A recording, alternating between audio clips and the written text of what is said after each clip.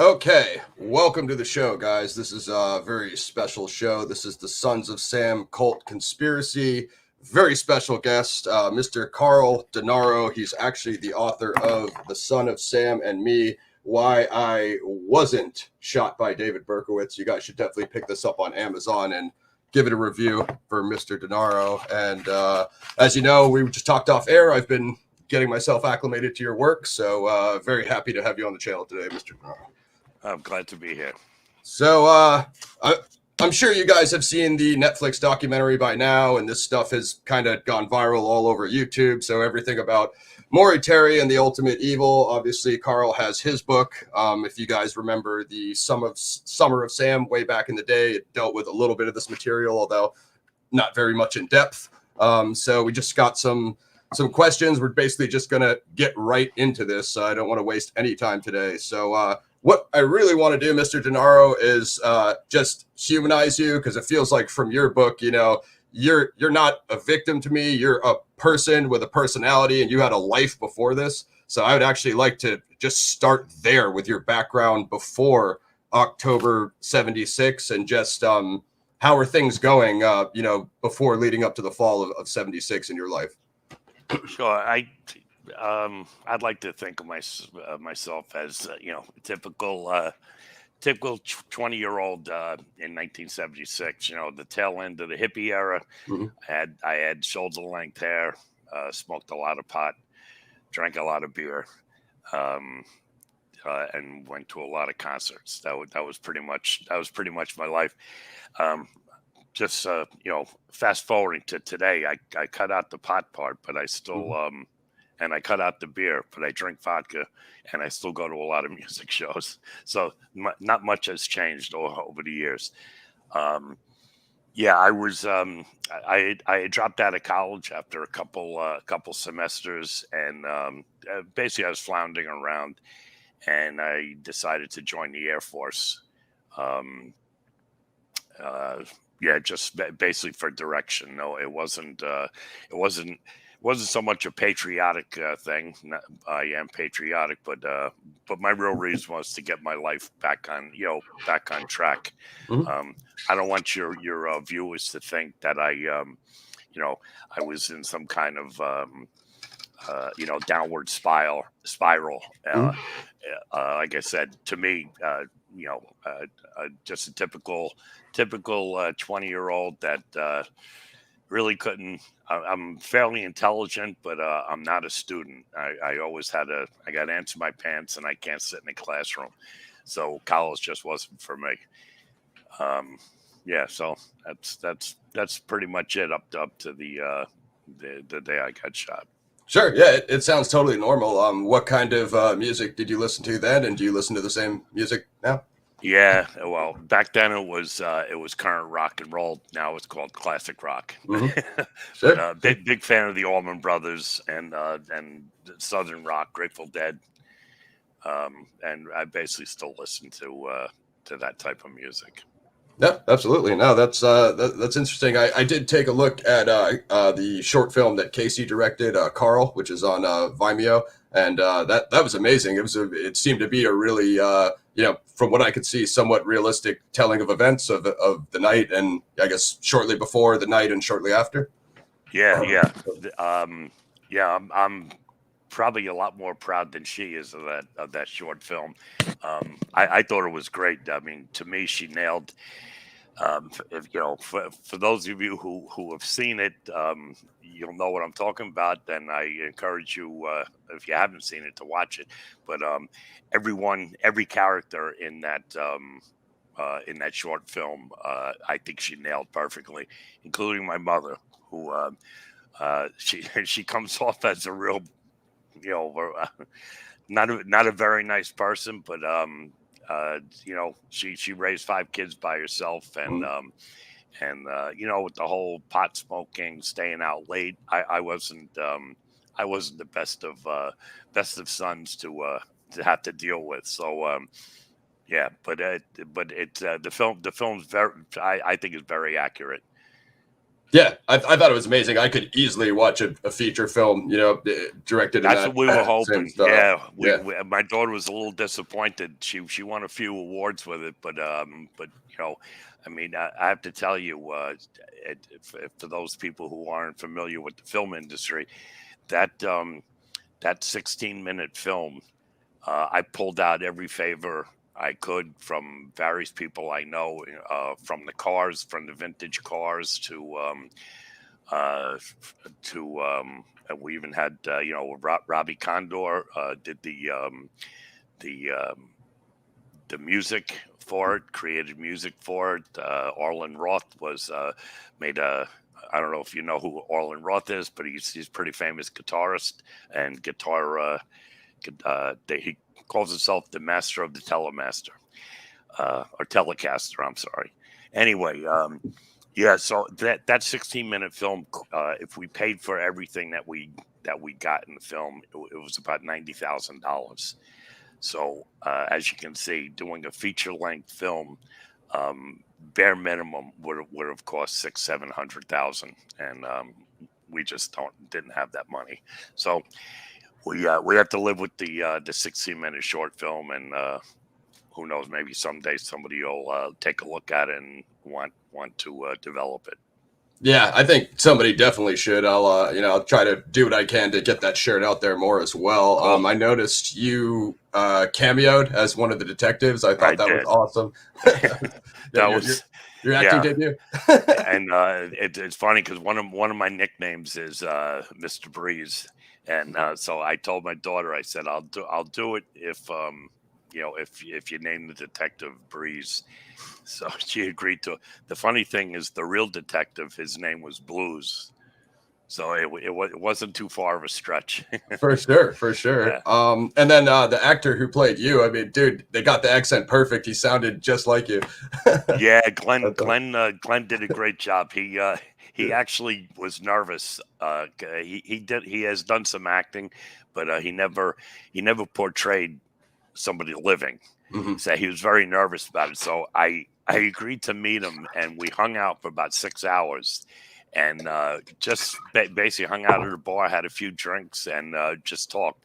And the next time I saw him, he was a different guy. He was me. He really nailed it. Yeah, no, it was awesome, man. I was impressed. Definitely big kudos to Casey, your daughter, for getting that done. Thank you. So we could, I guess we could, the big thing, which is a large focus of your book, and just unfortunately became a overshadowing element of your life, is the night of October 23, 1967. So it's depicted fairly well in the short film, but essentially you were getting ready to go off to the Air Force, last couple nights home. You're hanging out at the local bar. So, I mean, just kind of run us through, what you can remember up until later on that night, because you seem to do this often from what I can tell, and it was essentially a normal night for you, a going out drinking Right. night. Yeah. Yeah. There's just a prelude to the story. Is there's really not much to tell. The night of the shooting, but I'll do the best I can.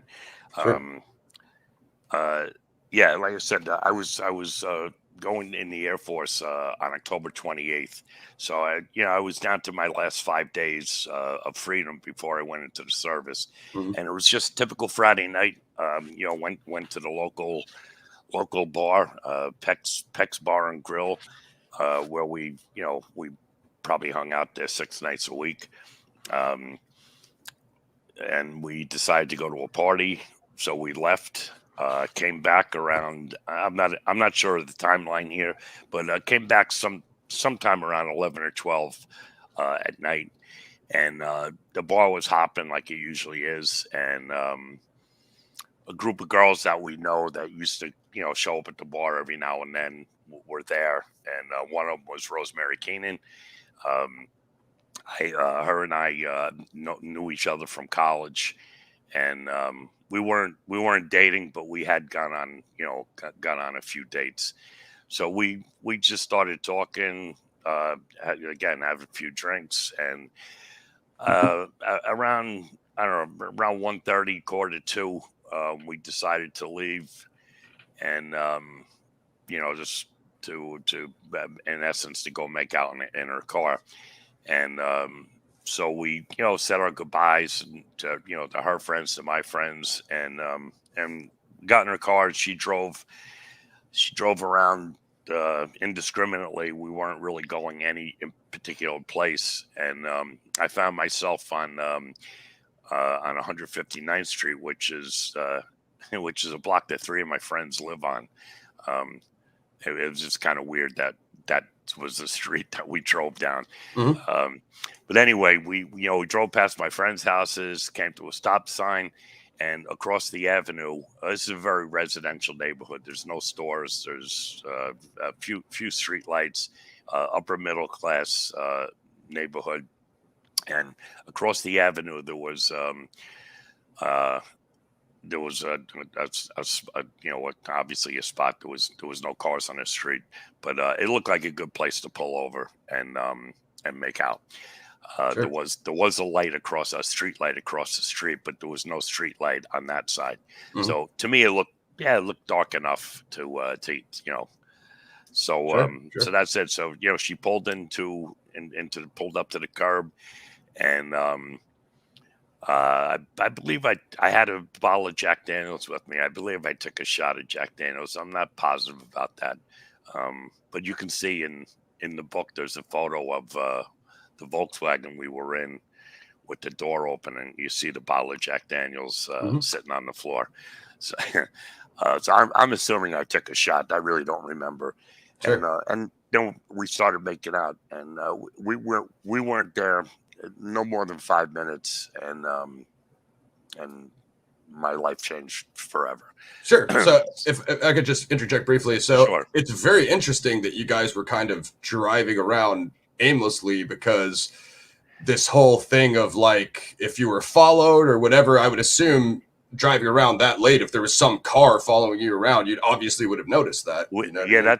That's a good point. I'm glad you brought that up, because some information that I found out, believe it or not, after I wrote the book, which was only the book's been out for a year now. It came out last March. Mm-hmm. The theory was we were followed from the bar. I have two problems with that. One is it's a very local bar, and I don't know if it's like this all over the country, but in New York, neighborhoods have bars that it's kind of like the Cheers. Everyone knows everyone. Yep. If some stranger walked into Peck's, everyone would turn, and make the person feel very uncomfortable if they were never there before. Mm-hmm. So I'm, and like I said, all my friends hung out there. The guy at the door and the two bartenders were friends of mine. Nobody noticed anyone strange. That's point one. Point Right. two is Rosemary and I were not together early in the evening. She actually went to another party, and we just happened to. We didn't have plans to meet. We just happened to both go to the same bar. I think she was definitely there before me. I'm not sure how much longer. What I found out once the book came out, a friend of mine and a friend of Rosemary's asked me why I didn't put this little story in the book. And I said, "What story?" And she said, "The night that you guys were shot at, Rosemary drove to her friend's house for a party. And when she got there, she said, 'Oh my God, some guy's been following me. Some guy in a green army fatigue jacket's been following me.'" And they just, Rosemary, you're making stuff up. It's no big deal. And of course, 5 hours later, we were shot at. Right. So it's kind of weird. 45 years later, and everyone just assumed I knew that story. So no one ever told me. Interesting. And it turned out, once I found out last March, or actually I found out in like May, I started asking people, "Oh yeah, I knew that. You didn't know that?" So it's just kind of weird that you think you know everything, and this information's been out there for 45 years, unbeknownst to me. So Absolutely. that was pretty interesting. To get Yeah. back to your point, I always have doubts about we were followed because we weren't together Mhm. until you know we weren't in the same place until like midnight. Well, you came from two different places, as you And we said. I came think from that's different important. places. We weren't like going steady, so no one could have said, "Oh, Carl's going to be with Rosemary tonight," Mhm. because that if we were together maybe 2 or 3 times, over Yeah. a 3-year period, Right. um, Pre-planned. and yeah, and then the other thing we sat in the bar in a group. It's not like we were hanging on to each other or anything. It was just 5 girls and 6 or 7 of my friends, and plus 50 other people. So this person, whoever waited for us, they were, they would have to wait outside for 2 hours before we came out, hoping that we did come out together. So Exactly. I don't believe they followed us. Yeah, it doesn't But that appear is to be. that is one of the theories. Yeah. Yeah. It's well, it's you always wonder because it's we'll get into a little bit more because of course there is more to the story. So if we could just go back to, and I'm sure it's extremely difficult to remember the actual moment for obvious reasons, but I've seen descriptions of, you've said in the book and other retellings that you've told, and essentially the glass from the windows exploded, and you thought that it was an explosion at something, which I think is Yeah. reasonable to assume in the moment. You know what I mean? Yeah, I mean, obviously, in retrospect, it doesn't make any sense, but that's But you I mean, can't tell in the moment. right. I mean, I knew we were in trouble because I told Rosemary, start the car, let's Mhm. get out of here, Mhm. and she did. I passed out for about 10 seconds, Mhm. and when I came to, she was in a tizzy because she didn't know where she was, and it turned out we were like 2 or 3 blocks from the bar that we started at, Mhm. so I directed her back to the bar. Again, not really thinking straight for obvious reasons. Right. Oh, excuse me. Good. Um, so I got out of the car, and the doorman said, "You don't look good." And I said, "Vinny, I don't feel good. I think the car blew up." Because at that point, the only thing I knew was I had glass, Broken glass.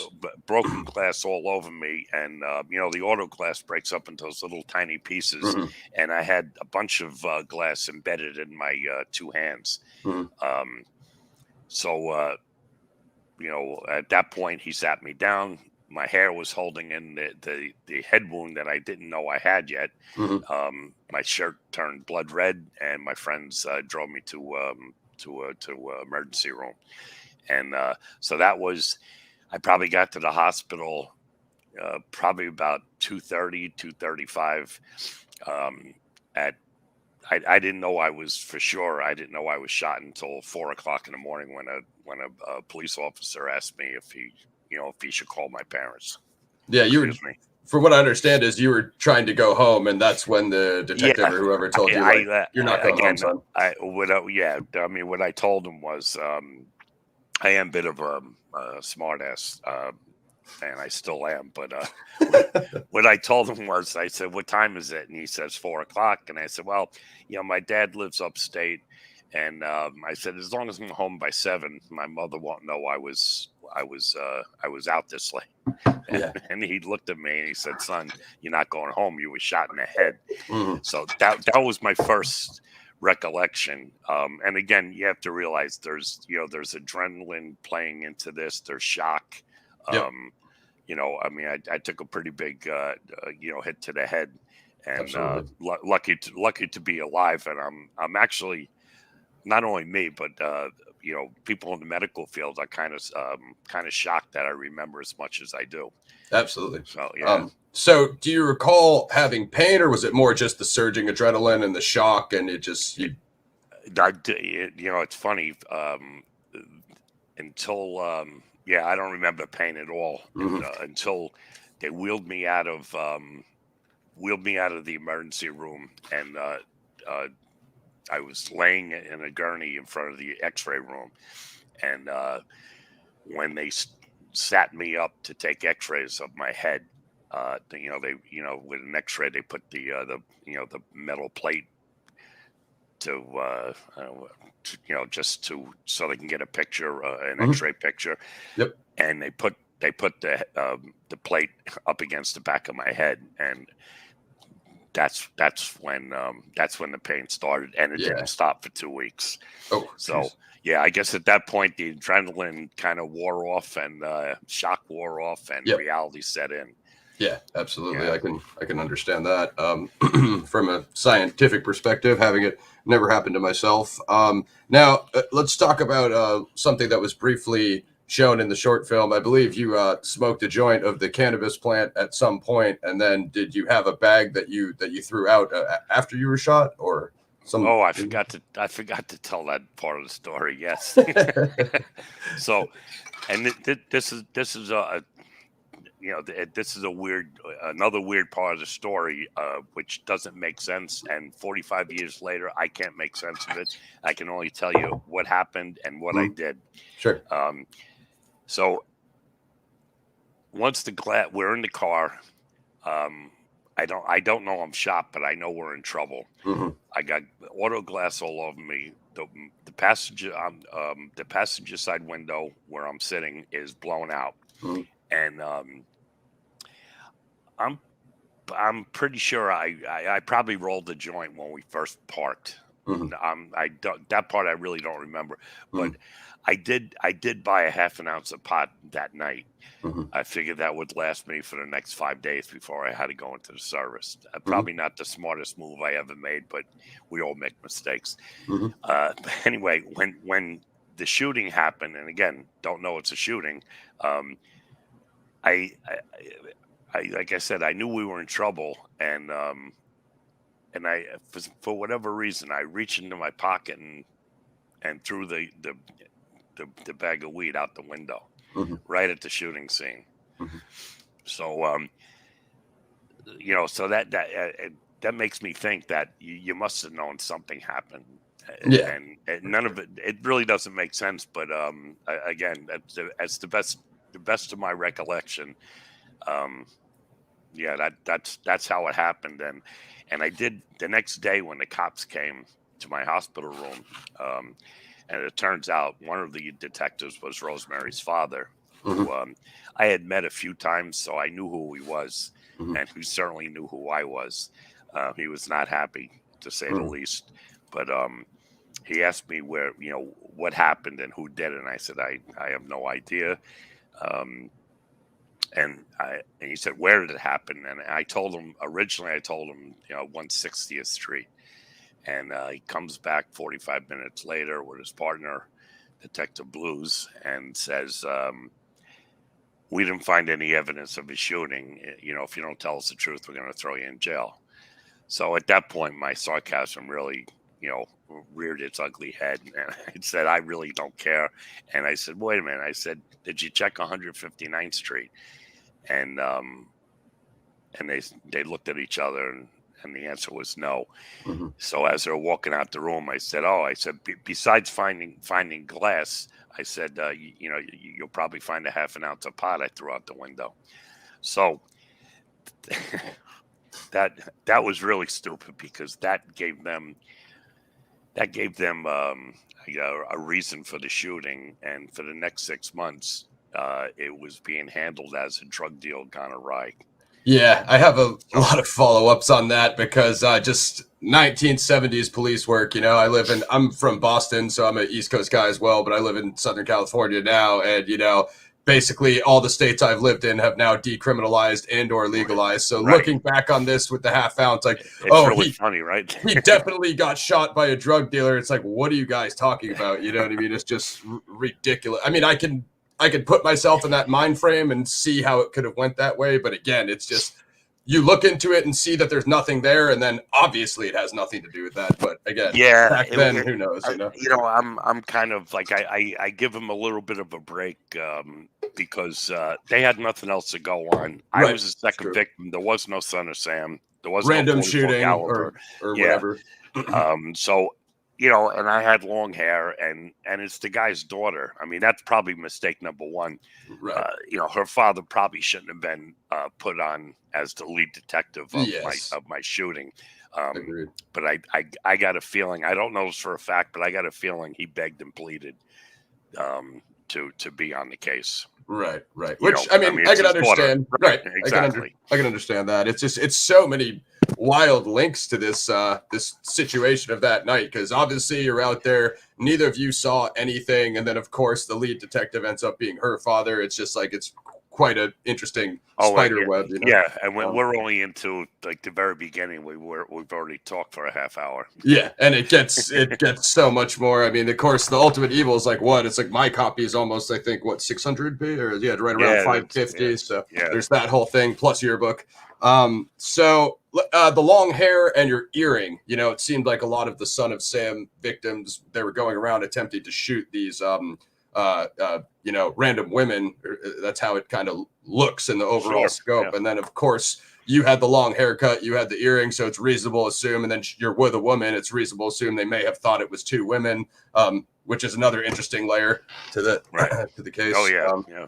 It's in the dark, so it really, thus they were very, very close to you. I'm sure they couldn't see your face. You know what I mean? So it's right. It's, well, that's one of the burning questions for me. A personal question is why, you know, why did you shoot me? Who actually shot me, and how did you find me? Those three questions. If I got the answer to those three questions, I might just give up the whole researching Son of Sam forever.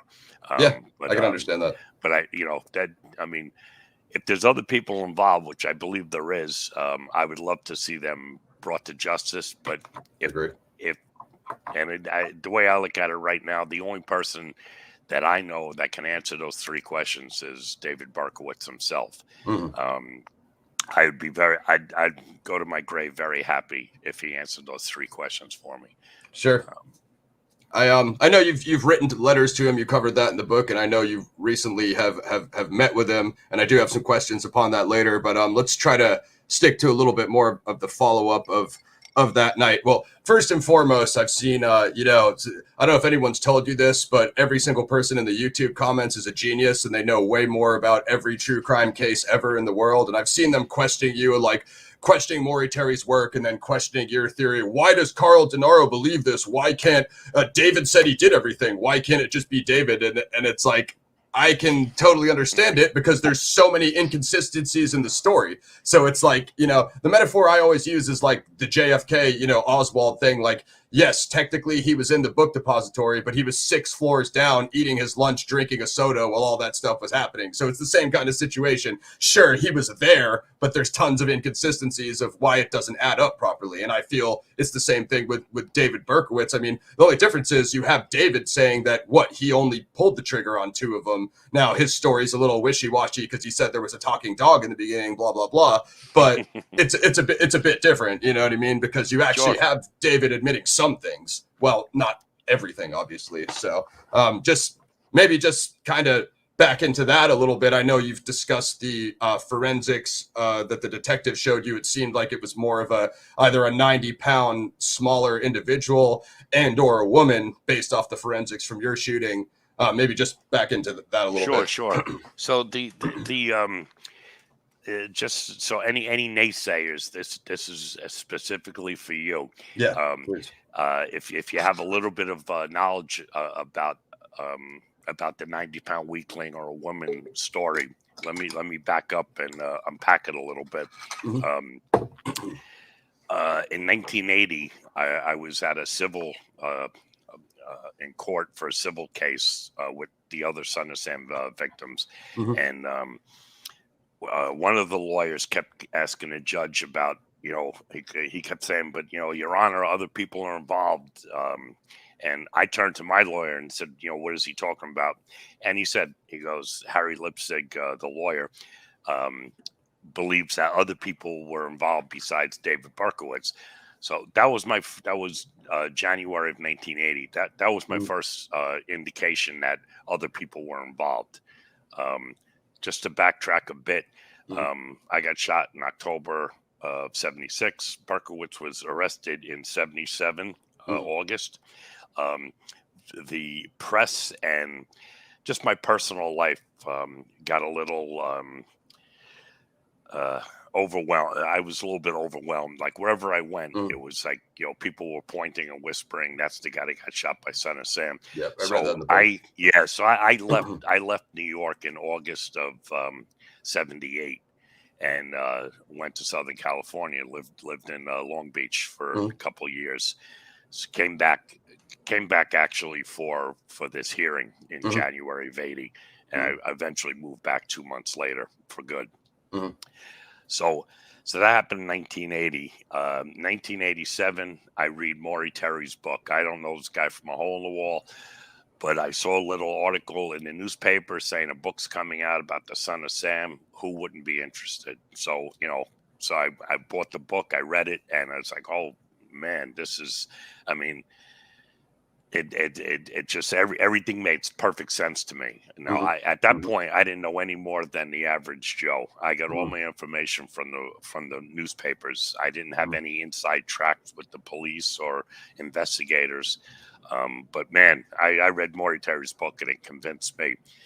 So that was 1987. In 1990, I happened to work with a woman whose dad was a ballistics detective, and he worked on my case. And I wound up talking to him for a bit, and he discussed the case a little bit. And one thing that he told me was he worked on a case. He goes, what I wrote in the report was a 90-pound weakling or a woman, fired at you. I regret he has since passed away, and I regret I didn't ask him the question of how do you know that. But I have spoken to other ballistics detectives and other police officers, and basically what they tell me is more than likely it was the wildness of the shooting. The angle, the angle and where they found the bullets. Now, I was sitting in the passenger seat. You can see in the photo in my book, there's a big hole on the top of the Volkswagen roof. They found so it's mostly an upward trajectory, basically. I'm thinking it came from the side because it was more like a banana shape. Okay. Gotcha. And like you said, it's right where my head would be. The picture has the door open, but you can see where my head would be. And sure. So there was a bullet fragment in the speedometer, which is obviously on the yellow side of the car, and there was a bullet. Rosemary found a bullet in the well behind the back seat on her side, on the driver's side. So the assumption is he made that statement based on the wildness of the shooting. So I'm sorry, I lost my train of thought. Yeah, I was concentrating on the okay. So those three pieces, and then, okay, so that was 1990. In 93, there's an interview with Maury Terry and Berkowitz. And at one point, he specifically asked, I believe he goes through each shooting, but he said, "Did you shoot Carl Denaro?" And he said, "No." And I'm paraphrasing here. He said, "Do you know who did it?" He says, "Yes." And he goes, "Was it a man?" "No." "Was it a woman?" "Yes." "And what was her name?" "I'd rather not say." Like I said, I paraphrased a bit, but that was basically it. So if you take those four pieces of evidence from spread out over 15 years, 16, 14 years, coming from four different sources,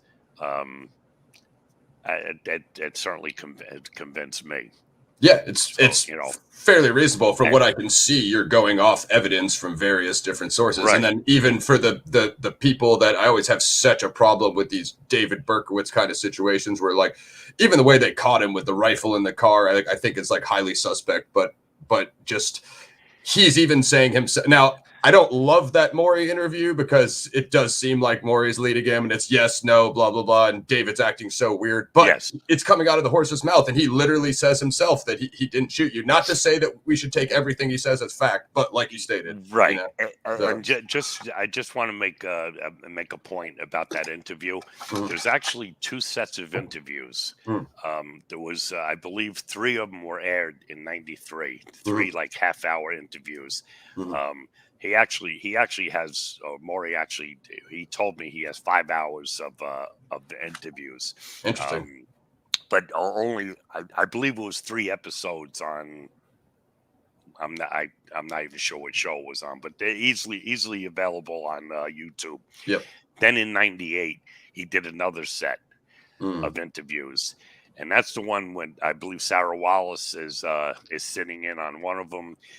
That '98 interview, I mean, I cringe every time I watch it because Maury is so leading Berkowitz. It was like, what's the point? You're actually doing harm to the case now. Right. I didn't realize it at the time, but in retrospect, it's like, man, that's the worst thing he could have done. But the '93 interview, I don't think he let him. Okay. Yeah. You know, but we we still have to go with how much you're going to believe from David Berkowitz because he's changed his story 4 times, 5 times over the last. Over the last 45 years. The good news is he hasn't changed it. He hasn't changed it since like 1990. It's been the same for 30 years, for what that's worth. Yeah, I mean, that's so there's a lot there. Let's go into what you found out about. I hesitate to use the cult nowadays because I know now people are saying there's no process, there's no cult, blah, blah, blah. But I would call it like a murder group. It seems to definitely... There's these other people that know David and he's apparently in their circle, regardless of what we call it. It seems to be there's other people he knows and other people that know about him. And there's definitely people who know more. So if we just say that it's some sort of murder group, there's this nearby house cult. Yeah, but I mean, I wrote it in the title, so I might as well say cult. Anyway, we'll get into the California part of the Ultimate Evil because I know you and a lot of the New Yorkers weren't really feeling that part. Honestly, I thought that was one of the best parts. Now, I'm not saying I can corroborate what Maury said and I can, have my own evidence, but I just I just found it very interesting the way he was laying it out. But so there was this nearby house party at the site of where you were shot, and these are somehow related to the supposed cult members. Can we go into that? Yeah, this is something that information that Maury got. Actually, he didn't tell me where he got it from, unfortunately. And again, now that he's no longer with us, I regret. I used to speak to Maury 2 or 3 times a week for basically the whole time I knew him, 21 years. And I never really pressed him on where he got the information from. But what he told me was there was a house party 2 blocks away. And a person of interest was the I believe the sister-in-law. The person owning the house went to Florida on vacation. And I'll just say, Carl was watching the house. No, I'm sorry. I take that back. Not Carr. Eileen. God, I can't remember her name. Help me out here. Anyway, I'm not sure if I know that one. So in a way, it really doesn't matter the name. But a woman was watching the house for her sister-in-law, and she had her son there, a 15-year-old son, and. Years later, and maybe this is how Maury found out, but years later, the 15-year-old son, who was now 42, passed away. Yeah. And Carr wrote on the on the funeral, online, you can write your condolences. Yeah. And she says something to the effect, "My dearest nephew, you'll be loved forever." So.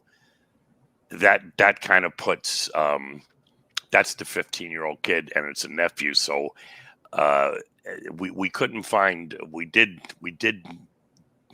do research trying to connect the Carr name with the basically her sister or sister-in-law, if it's the kid's her nephew. And we kind of came to the conclusion that it probably wasn't a blood relative. It was probably, they were probably friends for so long. And then when this woman had her baby, they said, that's Aunt Wheat, Right. Again, this was information given to me by Maury. Except for the names that I apologize for not, I don't want to take time looking it up, but I believe it's in the book. Yes, I recall. Yeah, there as well. I apologize. I don't remember the names, but that's the best. That's the best story I've heard that puts somebody in the area. And I know you don't want to jump ahead, but I will throw this in that I actually asked Berkowitz that, and he said that he just drove. He goes, "Oh, we just drove around. I just drove around." I'm like, David, you're lying to me, because where I was shot, like I said before, was upper middle class neighborhood. It was 2:00 in the morning. There was definitely no foot traffic, and again, I live 4 blocks from there. It was my neighborhood, except people walking home from the bar, and again, this is there was no main thoroughfare with stores or anything within like 6 blocks either direction. And I said you could go 20 blocks away to downtown Flushing, and at 4:00 in the morning there'd be hundreds of people walking up and down the street. Exactly. So I said that's and he just hung his head. Basically, I busted him and he knew it. In defeat. No, that's I recall that you called him out on lying to his face, and that was certainly interesting. Let's I mean, I felt the party thing kind of interesting, and as well as the story you just told about Rosemary possibly being followed by the guy in the green army jacket, and that is supposedly Berkowitz. Right at that time, he was supposedly wearing the green army jacket. Well, here's the thing that again,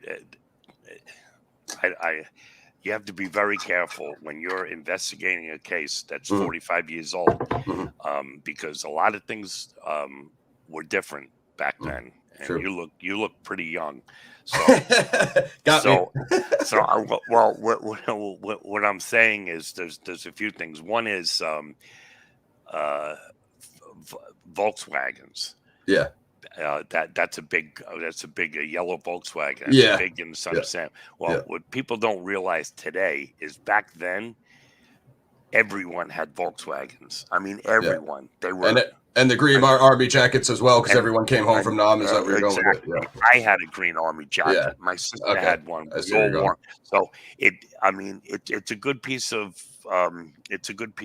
circumstantial evidence, but it doesn't tie it down because I'm sure John Carr had one too. He was in the Air Force, and So I got something on that. So John Carr, he's like, isn't he like a skinny 90-pound piece of crap? So what about him being the shooter for October? Have any opinion on it? It's certainly possible. I'm leaning towards a woman. I saw the way you laid it out.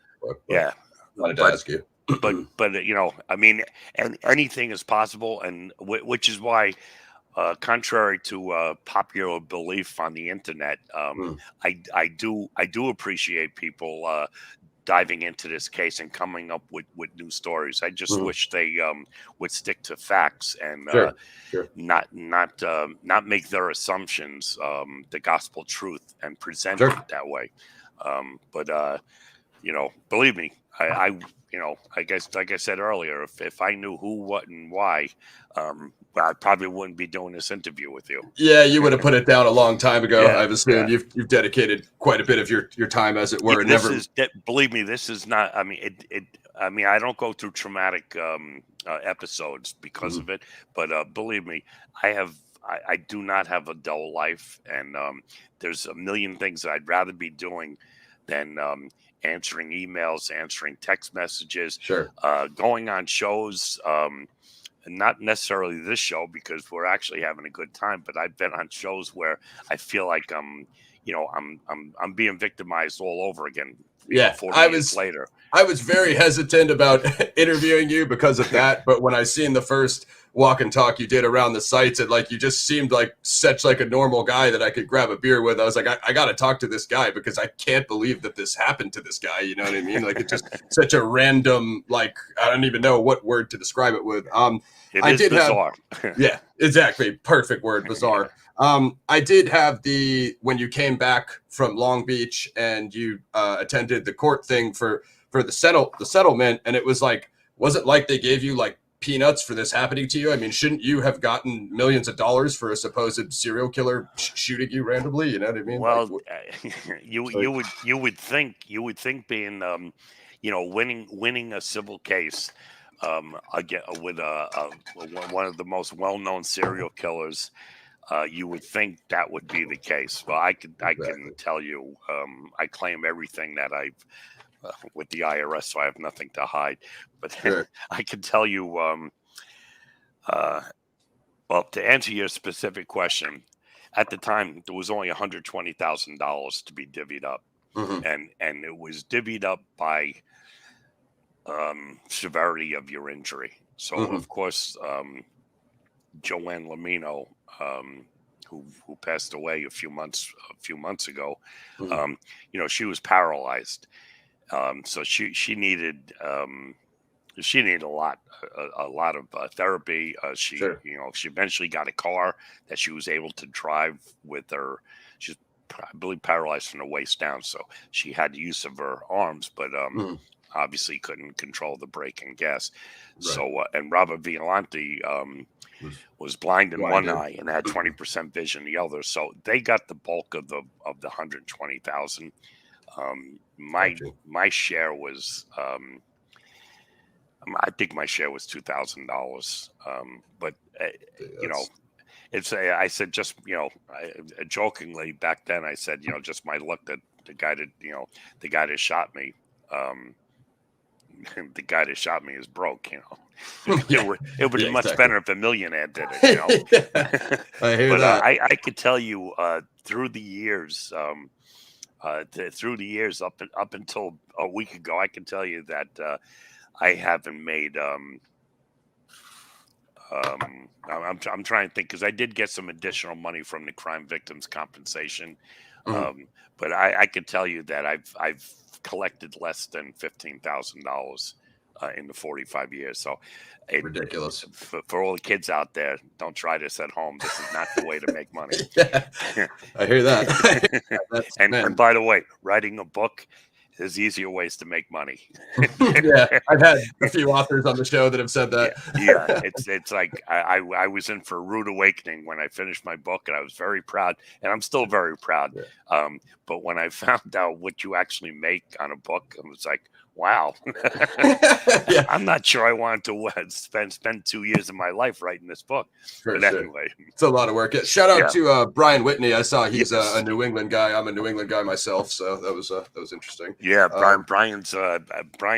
I think the book that he helped me with, I think it was his 25th book, and since then he's written 2 more. He's awesome. He's prolific and a great guy, really good guy. He's the kind of guy you can, if you met him, you instant friends, have a drink at the bar with him. For sure, yeah, he seemed super cool. The Yellow VW, the Yellow VW constantly comes up in the Sons of Sam cult conspiracy. You mentioned it earlier. I had it written down in my notes. What do you see as the whole picture? Did you see anything there? Because there's so many stories about it. You know what I mean? Well, I think what we know for sure is Volkswagen was seen at 3 different shooting scenes. Mm-hmm. So we know Volkswagen was involved. Mm-hmm. Like I said earlier, Volkswagens were. It's funny. I remember the commercials from back then. You can get a brand new Volkswagen for $1,999.99. So even back then, $2,000 for a car was cheap, and which is why there was so many of them. Mm-hmm. And on top of that, you were very limited in the colors. And if you car buffs out there, don't go crazy if I miss a color. But I'm going to say there was only, basic colors. There was a dark blue, a red, a green, a yellow, black, and white. Mhm. I believe that's it. There might have been one or two, but Right. it wasn't, like today where you have all these different colors that you're not even sure they make up their own colors. They're not even primary colors anymore.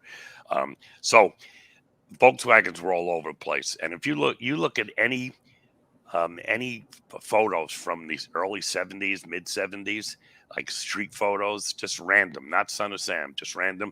I guarantee you'll see at least 2 Volkswagens on the street. Mhm. So with that said, we know a yellow Volkswagen was involved. We've also been able to figure out that there was a yellow Volkswagen parked in the car driveway. Mhm. That we know Maury Terry saw it. Berkowitz admitted to it. Mhm. Since then, we found out that there was a yellow Volkswagen owned by 2 brothers who lived around the corner from Berkowitz. Mhm. Um, Now, is that the Carr brothers, or is that 2 other brothers? no, 2 other Okay. brothers, not the Okay. Carr brothers. Interesting. Yeah. Interesting. Let me see. Now, Manny Grossman, he came up with another Volkswagen that Mhm. was owned by Sally O'Hara. Mhm. I'm familiar with the O'Hara name. I've yet to been able to connect it to Son of Sam, Mhm. but her and her husband did have a few run-ins with. We do a lot of research, not me, but some of my people Mhm. do a lot of newspaper research. Mhm. So, Local crimes, yes, similar yes. crime. So their name came up. They were busted for drugs. They were busted for robbery, some various stuff. And they did own a Volkswagen, a yellow one. Mhm. But that doesn't mean that Sally O'Hara or her husband It's the was the Volkswagen. driver, right? Right. So we have. At one point, I actually posted something somewhere. We actually came up with, possibly 5 Mhm. different yellow Volkswagens, all tied to Yonkers or a shooting scene. The area. Yep. So the only thing we really know is there was a yellow Volkswagen involved. Sure. We have a good idea of who was driving the getaway car in Brooklyn, the last Mhm. shooting. Mhm. But unlike today where everything is in a database, everything back then was on paper, and we've actually filed. At one point, it was 17 different FOIAs for with the New York State DMV, Mhm. and we've come up empty as to who owned it. And now, and this was going back. Somebody was looking into this in the early 2000s. Now they've probably, if they haven't converted them to digital, the records are just gone. And of Right. course, I don't know if you have any experience with FOIAs, but A little bit. floods seem to be rampant in the FOIA world. Yeah. It's like, Yeah. no, we can't supply Fires, anything. floods. Yeah, we had a flood and then a fire. The building's not here. I know what you mean. Yeah. I know what you mean. Yeah, no, that's interesting. I know it's been said that it was like this community car that was passed around the neighborhood Well, and yeah, stuff. Berkowitz actually said that Okay. that he even drove it a few times. Mhm. Yeah, I thought, was it that one situation with the road rage incident, and they kind of followed the guy out with it? Were they trying to say it was Berkowitz driving at that time, or? No, it couldn't have been Berkowitz because he's the one that got that happened at the Brooklyn shooting. Right. And Berkowitz was too busy getting his car out of Brooklyn. Right. That's where he got the ticket. So Exactly. it definitely isn't Berkowitz driving that car. And that's a big thing too. When he gets the ticket and he goes to, he supposedly tells us that he goes to them, the group, to call it off, and they say, no, we're going with it anyway. It's such a ludicrous situation because it's like, now you have this ticket tying one of your guys to the area, so they're essentially telling him in that moment, like, you're going to be our fall guy. We don't care what happens to you after your name goes on this paperwork. Yeah, this is just my assumption, and I want to make it clear it's my assumption. But if you go back to the letters, again, we don't know who wrote the letters, but there was the one letter where it mentioned John Wheaty's suffocator of young girls. Yeah. Um, Rapist. when I took that to mean that he was well, first of all, we all know he was the weak link. I mean, he had a drug problem, so he definitely was a weak link. And then they mentioned his name in the letter. So to me, he was the fall guy until Berkowitz was dumb enough or smart enough to get a parking ticket. Yeah. I'm again, this is my assumption. I almost I almost think Berkowitz parked in the parking hydrant on purpose to get caught, to get himself out, get himself out of the whole thing. I like that theory. You just insinuated that he would have did it on purpose to put an end. Otherwise, they're going to keep making me come to these scenes, and I'm going to be doing this forever. Right. So it just doesn't make sense. If he's this devious guy that is shooting people, and he eluded the New York City cops for 13 months, now he parks in front of it. I mean, I know criminals always make a mistake eventually, but come on, it's an easily avoidable one. That's an easily avoidable one. Yeah. So you just brought up John Carr, which is perfect because that's my next question. It's a big part of the ultimate evil is the whole North Dakota connection. I'll call it. John Carr suicides himself. And then Maury brings up these inconsistencies in the crime scene, these supposed tattoos and inscriptions and the supposed tanning on the legs. Can I just get your opinion of that John Carr suicide scene? Like, yeah. Do you think that's Carr, or like it seems to me that was the beginning of Maury unraveling? Yeah, because from that point on, to me everything he said he backed up with fact and not just one piece of circumstantial evidence, but multiple pieces of evidence. It gets a little weak there, and I'm not really sure why. And now fast forward to complicate matters more. If you watch the Sons of Sam documentary, on Netflix. Yeah, Josh Sheeman puts in this an interview with Detective Geitzen, who, I'll be honest with you, I've been involved in this case since day one. I was friends with Maury for 21 years. I've read his book, God knows, 12, 15 times. I've never heard of this guy. Okay. And, I mean, the other Gardner and Coop, the other detectives that were on the case, I've heard of them. Actually, I spoke to one of them years ago.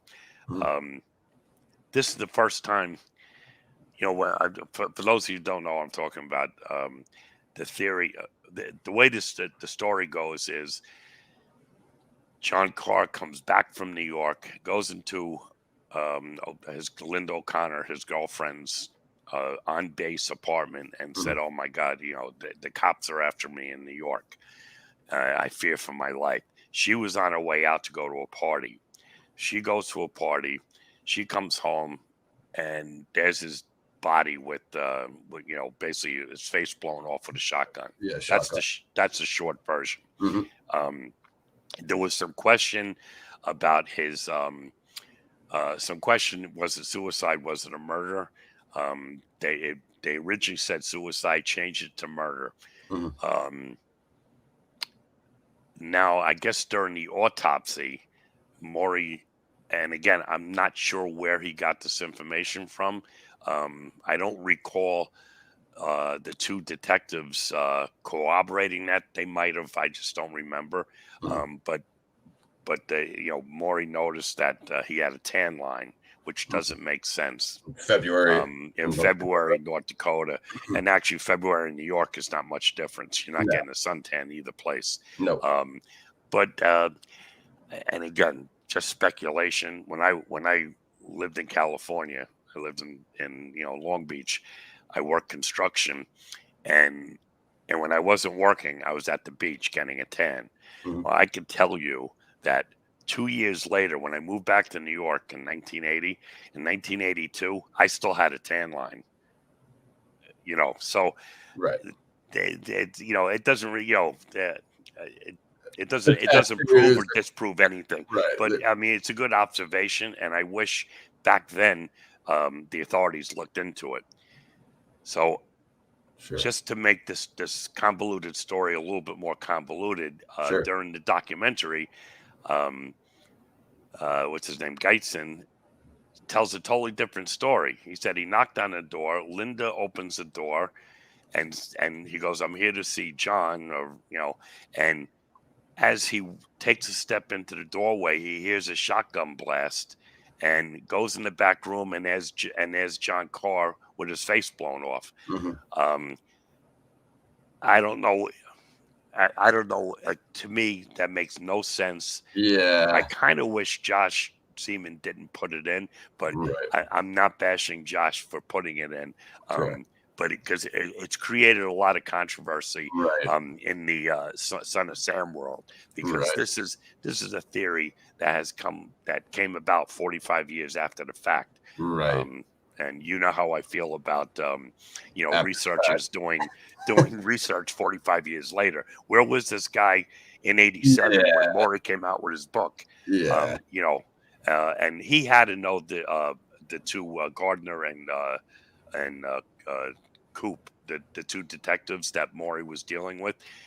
He had to know who they are. That town's not that big. Mhm. And Yeah. Right. So I don't know if he was. I don't know if he was. I don't know what his reasoning was. Like, did he make a mistake? Did he mistake cases? Was it another shooting he was thinking about? Right. And why did he come on camera 45 years later? No one in the Son of Sam world ever heard of this guy. So Sure.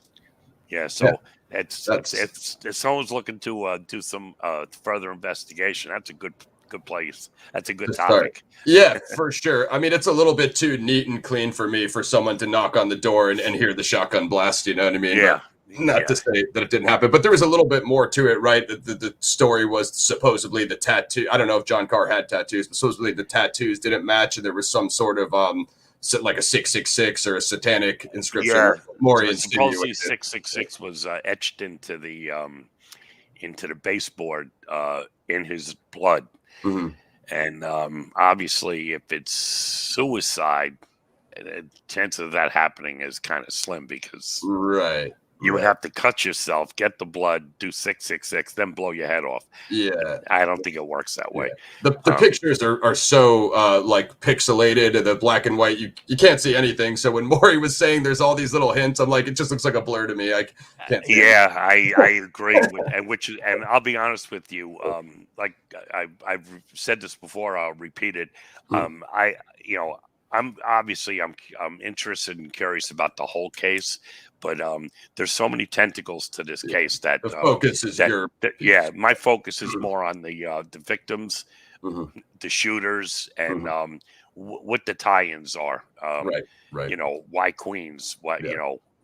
why not the Bronx? Why Right. not Yonkers? Yeah. It's kind of weird. Like, where was the connection to Queens? I mean, five of the 8 shootings were in Queens, and Queens is pretty big. And considering how big the area is, the 5 shootings in Queens were relatively close together. So Sure. I think there's some connection there. Got to be something there. Yeah, so I really I gave you as much as I know about the North Dakota connection. Yeah, it was. I mean, that was.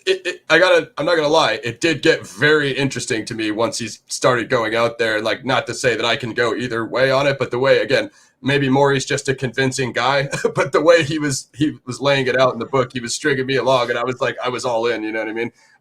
Let's go to Michael Carr, because some genius on the internet recently argued with me in the comments on one of your videos about this. And Michael Carr gets, the Carr. So what we're backing into, guys, is as Carl mentioned earlier, Wheat Carr, and then you have John Carr and Michael Carr. They're all from the Carr family, which in the original story, their father, Sam Carr, owns this dog. And then David's, when he was just going for the insanity plea, claimed that the dog was a demon giving him orders, some sort of satanic thing. But John Carr and Michael Carr were obviously real people. So after this John Carr shotgun suicide, we'll call it, Michael Carr, his other brother, crashes his car and apparently dies. And there's some questions about that. Well, what someone was telling me in the YouTube comments was that after David was arrested, Michael Carr went on camera and did some kind of interview. So why would Michael go on camera if he had something to hide? I'm like, I don't really think that proves anything either way.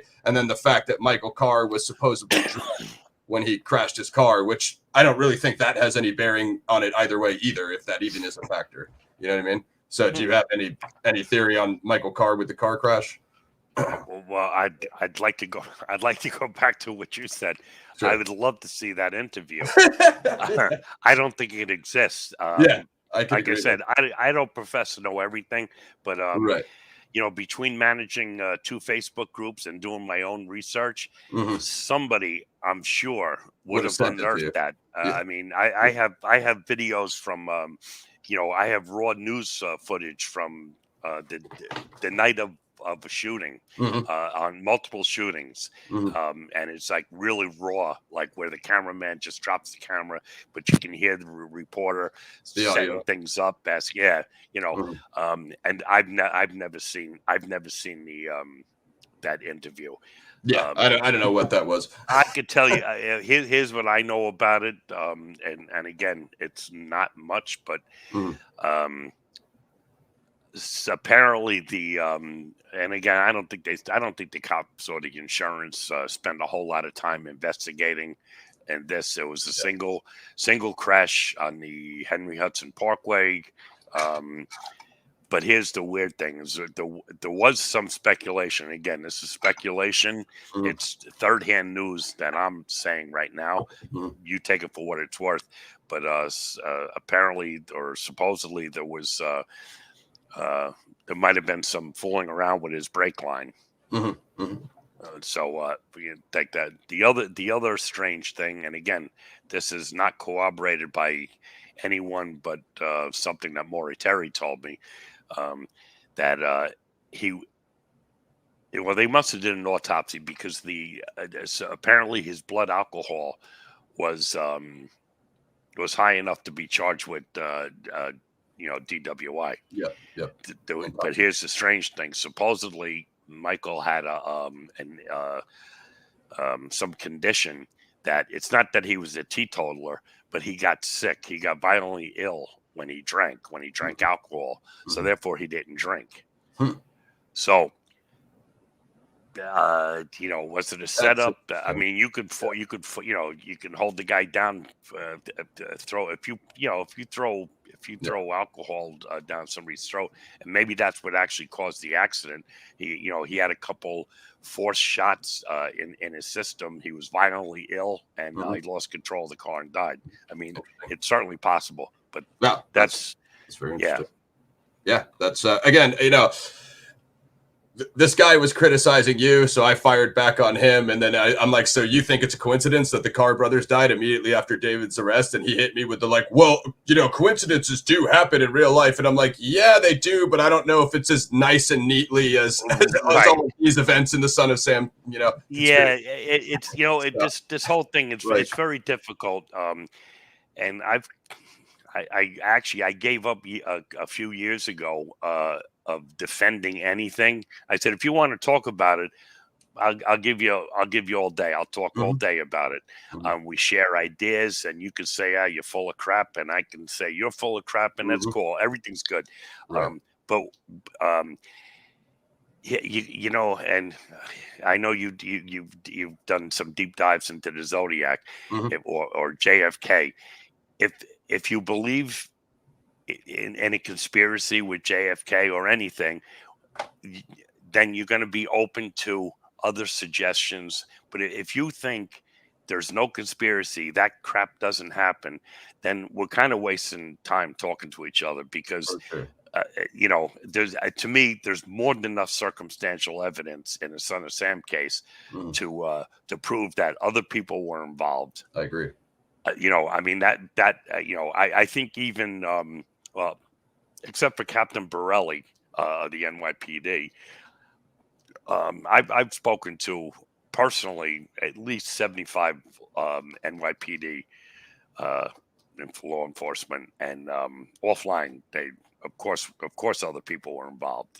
For sure. I mean, so to me, it's like if you're not going to buy that concept, then there's really no point in talking. And Right. but everything else is open for discussion. Sure. But Sure. but just you can't just say it didn't happen, or Right. it's Michael Carr. There's a lot of evidence that Michael Carr was involved. As simple as that. We don't even have time to go into that. To me, he's a minor player. His brother John is a much bigger player than he is. I know. Well, some of those sketches look just what one of them looks just like with John with the frizzy. I mean, I know composite sketches are not gospel, but again, I don't even think. Well, they're not gospel, but it's kind of funny. It's this one thing I hate about law enforcement. When a sketch looks just like the suspect and they catch him, what a great job, and the sketch and everything. Yeah.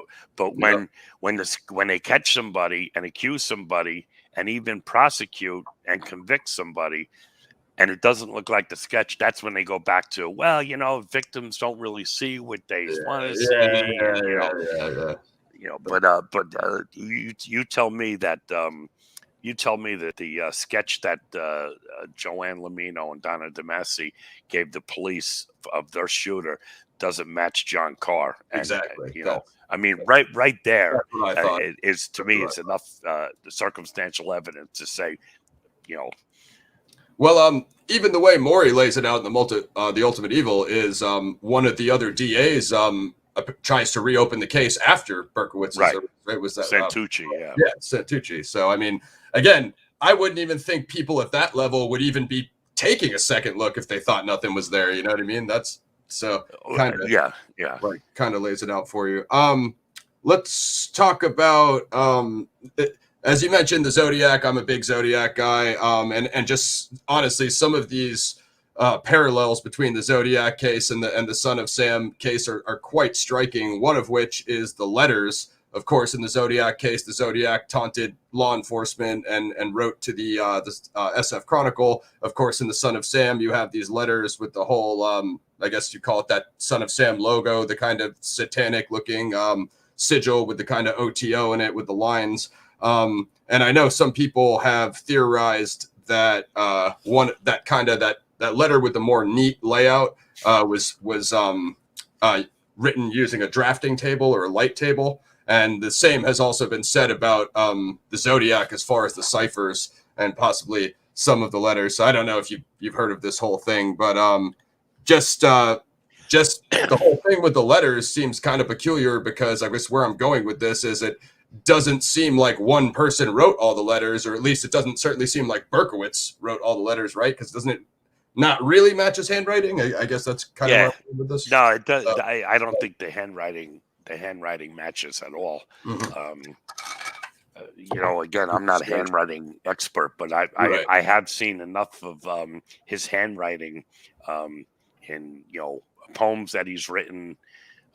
Even the two letters that the Son of Sam wrote, even those two letters are certainly done by two different people. Right. So even if Berkowitz wrote one of them, he didn't write both of them, because it just For sure. Yeah. So and I guess if I have to weigh in, I would weigh in. And again, this is just my opinion based on the limited knowledge I have. Sure. I kind of think both letters were kind of like a group. Obviously, one person actually wrote the letters out themselves, but I think it was a group effort, or more than one person, because even within the letters, they kind of switch up to, and again, I'm not an English major, but I guess the tenses are different. Yeah, definitely. And it's like we, and then it goes to I, so I just, and again, and of course, you going back to the handwriting itself doesn't jive. Yeah, just tons of inconsistencies in the letters from what I can see. you covered in The Son of Sam and Me, your book, when you originally reached out to Berkowitz, and it seems like that's kind of how you ended it. You had written to him, and then you guys had some correspondence back and forth. What was that like? Was that a bit strange for you dealing with him, or? It was, yeah, it was a little bizarre. Mm-hmm.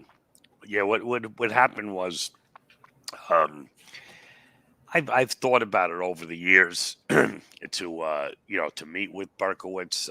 Actually, at one point, Maury Terry had lined up an interview. We were going to do an interview with myself, David, and Maury being like the moderator, Mm-hmm. and then we film it, and then Maury was like, "Oh," he goes, "if we get like a 2 hour." He goes, we could sell it to the networks for tons of money, and so Mm-hmm. and everything was a go until about a week before, and Berkowitz backed out. And this is going back to I'm going to say 2005, 2007, Mm-hmm. someplace around there. And I really didn't think of it after that because I'm a firm believer that Berkowitz didn't shoot me. Right. So the need for me to meet with him became less and less. The more I was convinced it wasn't him, Mm-hmm. I just didn't see a need. But Yeah. it was just a weird thing. As I'm writing the book, it was actually in the very beginning of just writing the book. Mm-hmm. I got a private message from an unknown person who was friends with Berkowitz, Mm-hmm. and she said that he wants to talk to you. Yeah, sure. You've heard that before. Yeah. They tell all the guys, right? But anyway, she sent me a screenshot of his email. Mm-hmm. Now she still could have faked it, but Sure. I didn't think she was faking it, so I responded to her. We conversed a little bit, and then she told me how to get in touch with him. So I said, you know what? I said I called Brian Whitney up, and I said, Brian, I said, what do you think? Me sending an email to Berkowitz. He goes, "Are you kidding me? That'd be great for the book." I'm like, all right, I'll do it. So it really started out with just not really for answers. It was just like he goes, people would think that's so cool that you being a victim of Son of Sam. So I said, all right. So we started communicating, and Mm-hmm. the letters. I put some of the letters in the book, and we continued on, which culminated in with a visit. Yep. Face-to-face visit Yep. last November. That was my next question. Yeah. So I've seen kind of you did an interview of essentially the aftermath of your meeting with David Berkowitz, and obviously my question for you is he gives you this pamphlet on the process Church of the Final Judgment. I'm just wondering on what your reaction to that is, because I like the argument Maury lays out in the process. I know a lot of the New York guys aren't really fans of the California section, but the way Berkowitz did that to you, it feels like an awkward action. I just don't know how to feel about it. I'm just wondering what your reaction is to getting that. Yeah, I haven't come to a conclusion. I can Still pondering it. Yeah, Yeah. and there's a few things going on. Mm. I kind of misspoke. I did. He actually gave me three articles. Okay. And I just, for lack of a better term, I just call them like a process information. Flyer. All three of them do mention a process. Okay. But they're not specifically. They're not specifically like process documents. Okay. There are articles that are written about the occult, the whole satanic, Kenneth Anger, that whole thing. But here's what's interesting. And again, I haven't fully deciphered and figured out what's going on, but he is David underlined certain passages and put asterisks next to certain passages. Okay. And doing a quick run through. he's highlighting all like the process stuff Mhm. that are in these articles. There's also an address Okay. that I'm still puzzled. He wrote in a Queen's address Hmm. that is not my address, and That you're still looking into. yeah, Yeah. I'm not ready to release any Sure. information, Sure. but That's it interesting. is yeah, it is interesting. And somebody in my Facebook group actually suggested that. She goes, why don't you look and see if there's any I mean, he gave it to you for a reason. Hmm. Um, and it might just be simple as, Maury Terry's right. It is the process, Hmm. Hmm. or part of the process. Sure. And Sure. as you know, with the current YouTube videos going about saying the process, there's no way the process is involved. Just so your audience knows, David Berkowitz doesn't have access to the YouTube. Hmm. But he does have access to the outside world, Hmm. and his friends, and I know this for a fact, his friends tell him everything that's going on. They Hmm. watch the videos, Hmm. and then they They call him update up him. or go Mhm. visit him and tell him word for word what happened. So Sure. if anyone out there thinks that Berkowitz doesn't know what's going on in the Son of Sam world, they're sadly mistaken. He knows exactly what's going on. He knows exactly what's going on. That's interesting. So just to finish up with the process, I think I think Maury kind of overstepped. What I think Maury should have said was, and again, this is very easy for me to be a backseat driver because you could do the same thing to my book. Sure. Sure. But what I think it would have been better if he put in an offshoot of the Process Church, Sure. and that to me that would have alleviated so much controversy, Hmm. because one of the big things that, if you don't believe in the process, one of the big things that you have going for you is the Process Church of the Final Judgment broke up in 1974. Hmm. Now, of course, they reincorporated as the Process Church of the Millennium, And then there's the or animal something, company right? thing, So dog thing. So the people use that though, saying, "Well, if the shootings happened in '76, so Yeah. how could the process be responsible for the Son of Sam shooting if they broke up in '74?" Well, as as a legal entity, they broke up in Sure. '74, but they were still around, and to be honest with you, they were still in New York. Um, to the best of our knowledge, they were still in New York until as late as '78. And then Yeah. they started branching out. Right. And as So, you said, the members could you be know, anywhere. Just because the group disbanded, the members could be right. anywhere. And So one of the members that his name keeps popping up now. He's still alive, but he doesn't seem to care that people mention his name. So mhm. I'll go ahead and mention it. But Sure. Ken Norton was an elder in the Process Church, and I mean, Maury Terry in his book had a sketch. The artist sketched this guy who was Ken Norton. Ken Mhm. Norton's still around. He's no longer with the Process Church. Mhm. Um, uh, and supposedly he was in on this cult. Sure. Sure. So now there's so there. It doesn't make the process liable or partaking in the Son of Sam shootings, but we know at least one person. Again, to the best of our knowledge, one process member was part of the satanic cult, and that's Ken Norton. So who knows? Uh, Yeah. Absolutely. you know, uh, Um. Yeah. and the old thing is, I think this of doing this kind of work. Bad people hang out with bad people. Sure. So it's not that far of a stretch for have say an outlaw motorcycle gang hanging out with the drug dealers Mhm. who are hanging out with the cultists, because they all have something they need from each other. Sure.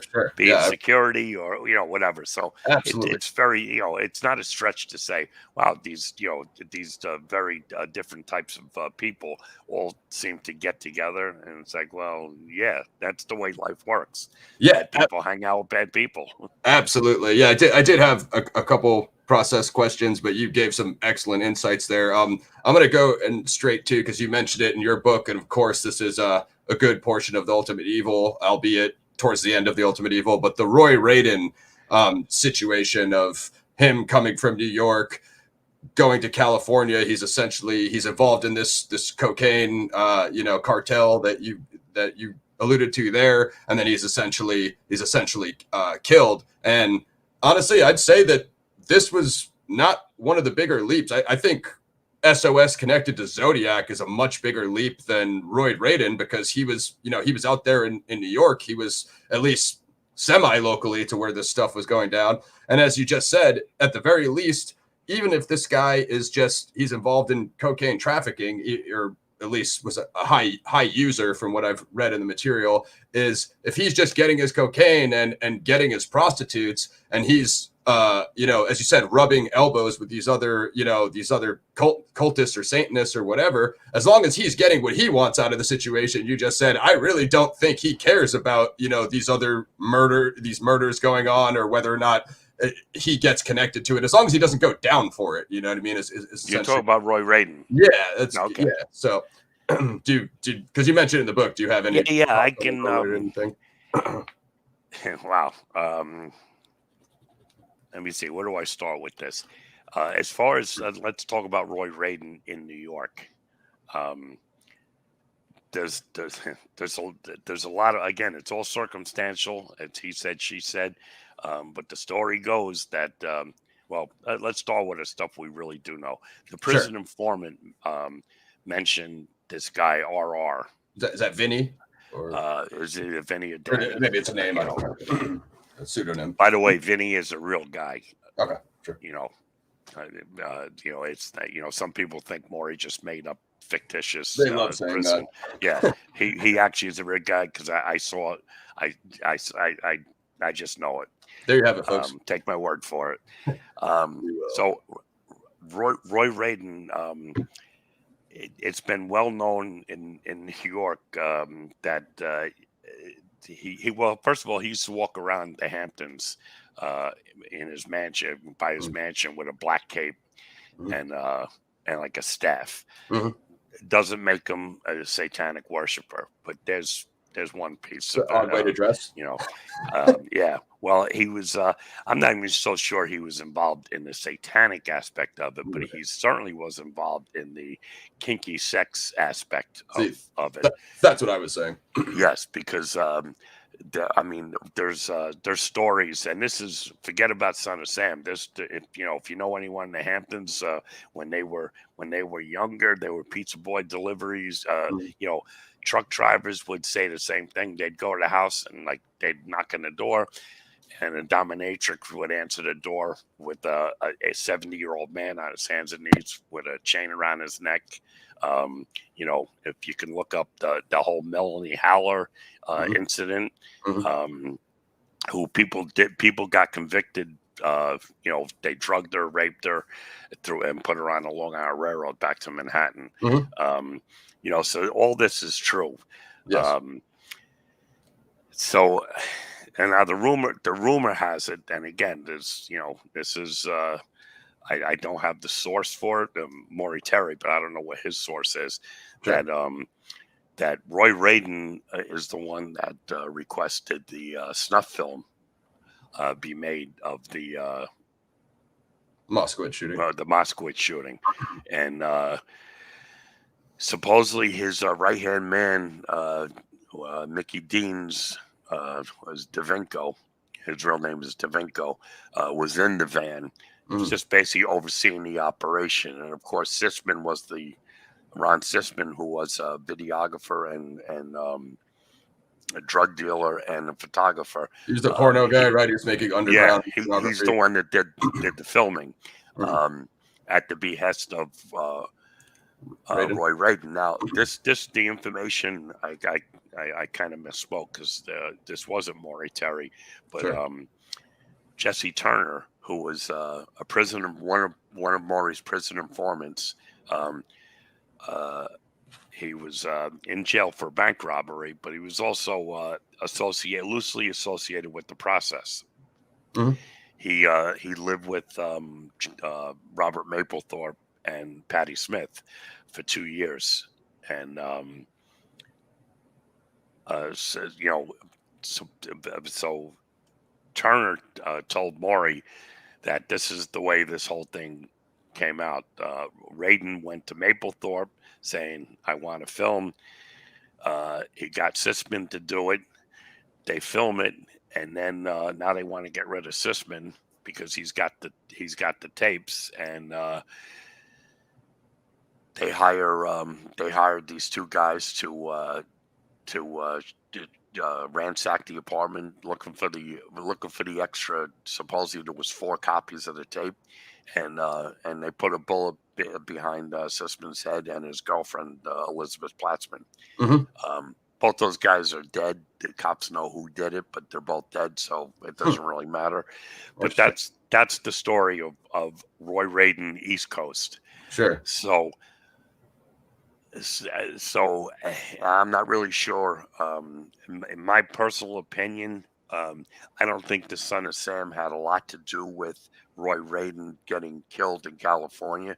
I think it was strictly the cocaine thing. I think he was in over his head. I mean, Robert Evans took the fifth, which is really strange. That it's a big cocaine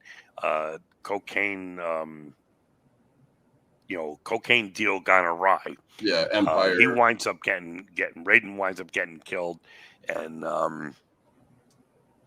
Evans is allowed to take the fifth and kind of like not really pushed because at the time he was still probably one of the most powerful men in Hollywood. Sure. Now Menser is in jail for. And this is where the, as you like to say, the East Coast guys don't really agree. But sure. Menser is in jail for Radin's murder, and according to Maury Terry, he's also Manson too. Yes, that's. So I was just getting to Menser. So I mean, it's interesting because Menser has been floated as a Zodiac suspect. I don't think he's a great Zodiac suspect. He's probably a lower, bottom tier one. But the whole Menser thing was kind of interesting, at least the way Maury laid it out in The Ultimate Evil as Manson 2, and he was part of the group of Mama Cass, so he was somewhat peripheral or affiliated with the Manson family and whatnot. Right. Well, he was a bodyguard for. What's his name? The porno guy, the magazine. Is that the Penthouse guy Flint? Or Larry Flint. He was he was part of the and these guys, from what I understand, these were like SEAL team kind of with the earpieces and wearing all black. Elite hit squad. Yeah. So it's funny because people have gone on shows, YouTube shows and podcasts saying that this guy Mensa was like the nicest guy you ever wanted to meet, and he wouldn't hurt anyone. And it's like, well, that's not really true. I mean, not to say that bodyguards are terrible people, because they're not. But if you're a bodyguard, you've been in a few fights, so don't tell me you're that warm and fuzzy teddy bear. Yeah. Well, then there's that whole other murder. What the prostitute lady or that other woman, transgender person that they're. I couldn't think of her name, but yes. Yeah, essentially went down for that as well. And then of course the other link to Radin and Evans was that woman trying to get the money for the Cotton Club, and then she goes back to Florida, and the other cocaine dealer, she's her husband or man or whatever, he gets blown away on the front porch, and then she goes down for they arrested for the Radin murder, I think, right? Right. I don't think they ever they ever got her murder, right? Yeah, I don't believe so. I think that whole thing, and again, just my opinion. I think it more has she was raising money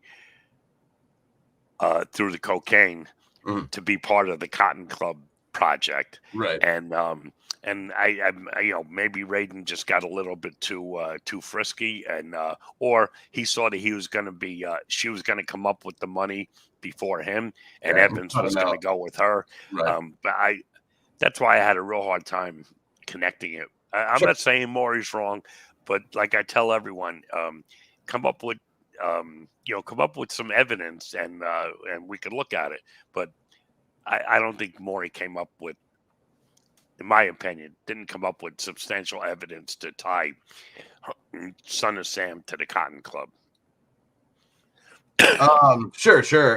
So I'm going to go back into kind of what is the lane of my channel. And I know what you mentioned in your book about Terry, I guess mentioning the Zodiac and I guess the new epilogue of the Ultimate Evil. Of course, I've seen the statement he made on, what was that, the Satanic Panic episode of Geraldo Rivera, where he says, basically, essentially, if the process is this interlink, Son of Sam, New York is the East Coast chapter. I guess the Manson family would be the Southern California chapter, and of course the Zodiac as the Northern California agent of chaos.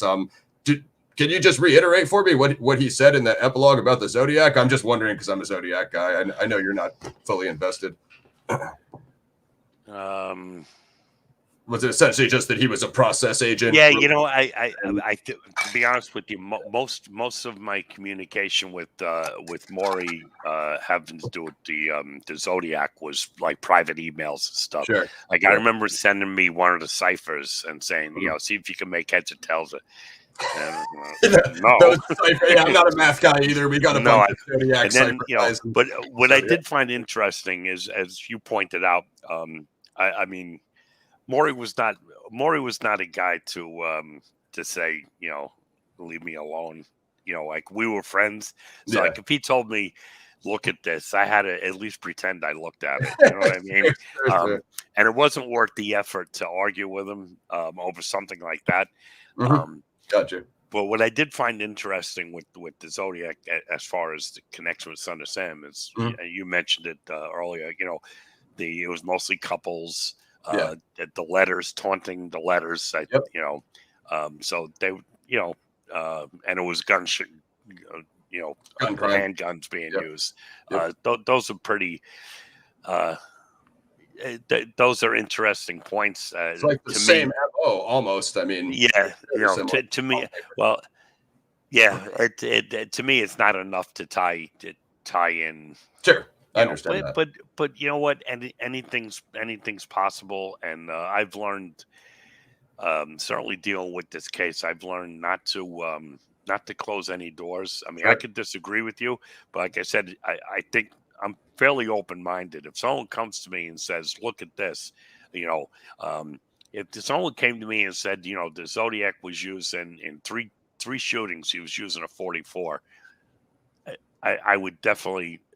That would be something that would wow, maybe there is a connection. But until that happens, I don't knock the connections, because some people just believe it. I just don't see the evidence. And like I said, I'm much more invested in who, what, and why I was shot. The more local thing. I can totally understand. I mean, I have this personal theory that because there's not much out there on Zodiac, just that perhaps if he was a part of some group like that, if he was conscious of, this Son of Sam chapter, maybe the Manson chapter, maybe he could have just went and acted alone. Like, okay, I know that stuff's going on there, so I'm going to try to recreate that in my own way. Kind of like a copycat. Yeah, for sure. And then they wouldn't have a way to link him back. Like they know he's a member of, say, the process or something like that. But if he's not actually involved in planning with them, well, then nothing can ever come back on him. Really, you know what I mean? Not. Yeah.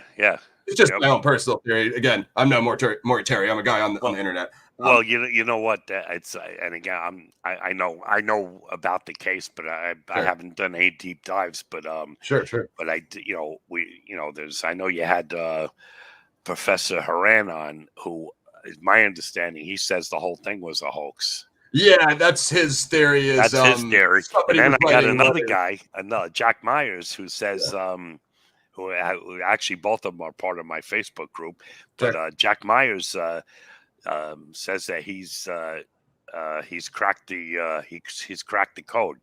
And 2 weeks after he told me that, and again, I don't follow that closely, but some big announcement came out that some group of law enforcement people solved the Zodiac case, It's the worst thing that has ever come on the and internet. then I didn't hear about it.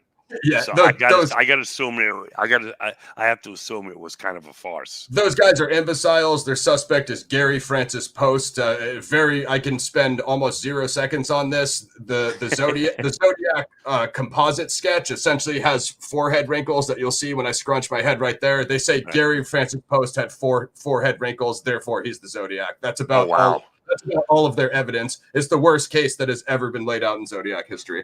Oh, okay, good to know. I could send you a lot on much better suspects than that. I did ask that one because we got a question in the room about your thoughts on Zodiac, and obviously you've seen my channel. I only have 2 more questions left for you. I just wanted to get your idea on Manson. I don't know how much you follow the Manson family case, but just Maury touched on it in the Ultimate Evil. Manson's connection to the process. Did you feel like there's anything there? Is that just not really your wheelhouse? I found it interesting that that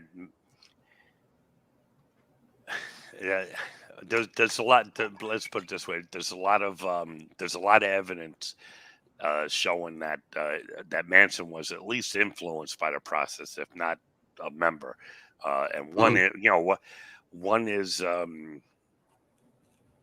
he lived not too far from their headquarters back in the day, like in '68.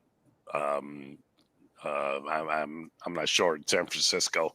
I think they lived on the same street. It was my understanding it was like the next block over, but somebody told me it was it's actually like 5 or 6 blocks.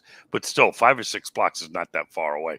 And he obviously knew him because they did an article, or he wrote an article for the Process magazine at some point. So so Manson definitely knew him. And For then sure, that's what I thought. the whole story with with the Process visiting Manson in jail, that sounds a lot more exciting than I think, because it's my understanding that they went to jail to tell Manson stop talking about Shut the him down. process and me. Mhm. We don't want to be associated with you. Mhm. So so I think that visit did happen, but originally it was kind of presented like they were visiting in jail because they're friends with Manson, but I think the real truth is the 2 process members visited him just to say, stop talking about me. Sure. So you think it's less of like he's one of their agents and more of we don't want to be related to your mess of a Yeah, case. so I think that visit, but there's still some interesting tie-ins. It's quite obvious that in prison, Manson, Manson learned, if he wasn't a full-fledged Scientology member, he certainly had a very good basic understanding of Scientology. Sure. And we all know that the process was born out of Yep. the process. We also know that Michael Carr was an adept in Scientology. I was going to So mention that earlier. yeah, Yes. so so there's definitely some connections. Um, I it's kind of weird that that whole thing's flying in somebody from California to do a particular shooting. Yeah. It's believe me, New York's got enough shooters. I don't, you know, but it does. And again, who knows what the real truth is? Did they, was it just a good way to connect the story, saying that they brought a shooter in from the West Coast, which allowed Maury to talk about the process in Manson. I'll be honest with you. I don't think Maury's that good of a storyteller, to be quite honest with you. Yeah, it seemed like a totally random thing to make up that really wouldn't have fit into the rest of the investigation. I think Maury used, and I'm not sure of the word, but when you're writing a book or telling a story, poetic license is, I think in some cases, Maury used poetic license to kind of tie a story and to make it readable, because you got to realize The Ultimate Evil is a true crime book. It's not a police report, and it's not something that you could bring into a courtroom and say, here's my evidence, convict them. It's a book, and so and we all know that if we were all given a topic and said, write one page on this topic, me, you, and 10 other people, we would write 10 totally different stories, because writing is subjective. So I think people have to get off that a little bit, and I said I'd be the first to admit that. Do I think Maury Terry used a little bit of poetic, liberty? Yeah, probably. I don't think he changed the story. But and as you said, when you're interviewing 10 or 20 people, you're going to get a different account for every single one. You got to kind of piece together from the puzzle pieces. You have I'm not sure if this is Manny or if he changed his channel name, but there's a couple questions in the chat. He wanted to know about Pat O'Shaughnessy and the police auxiliary units in the Bronx. I only know a little bit about that. So did you have anything?